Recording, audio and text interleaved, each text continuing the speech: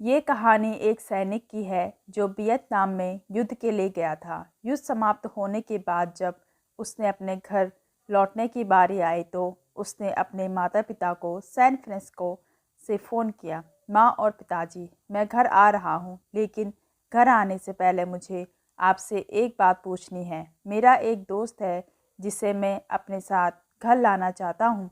क्या मैं उसे घर ला सकता हूँ? बिल्कुल बेटा, ये भी कोई पूछने की बात है। हमें तुम्हारे दोस्त से मिलकर बहुत खुशी होगी, माता पिता ने जवाब दिया। लेकिन पहले एक बात आप लोग जान ले, सैनिक बोलता गया। युद्ध में वह बहुत बुरी तरह घायल हो गया है। उसने एक बारूदी सुरंग पर पैर रख दिया था और उसमें उसने अपना एक हाथ और एक पैर गंवा दिया है।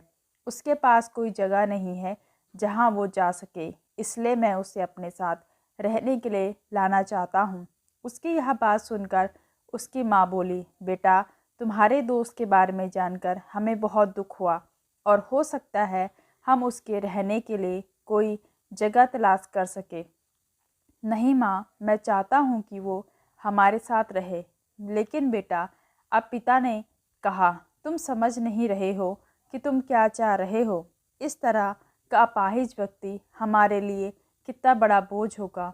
हमारी अपनी ज़िंदगी है जीने के लिए और हम नहीं चाहते कि इस तरह का कोई भी परिस्थिति हमारी ज़िंदगी में दखल दे। मेरे हिसाब से तुम्हें अकेले घर आ जाना चाहिए और अपने दोस्त को वहीं छोड़ देना चाहिए। वह ज़िंदगी जीने के लिए कोई ना कोई रास्ता निकाल ही लेगा।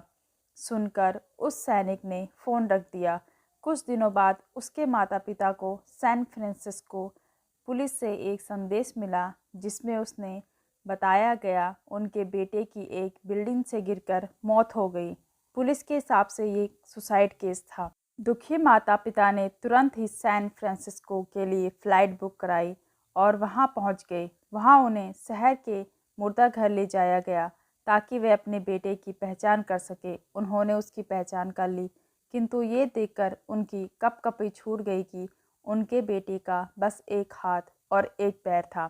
दोस्तों, इस कहानी में जो माता पिता हैं वे हम में से बहुत से लोग की तरह हैं जो अपनी सुविधाओं से बहुत अधिक महत्व देते हैं। वे उन लोगों से प्यार करना या रहना या समय बिताना चाहते हैं जो दिखने में अच्छे हैं, स्वस्थ हैं।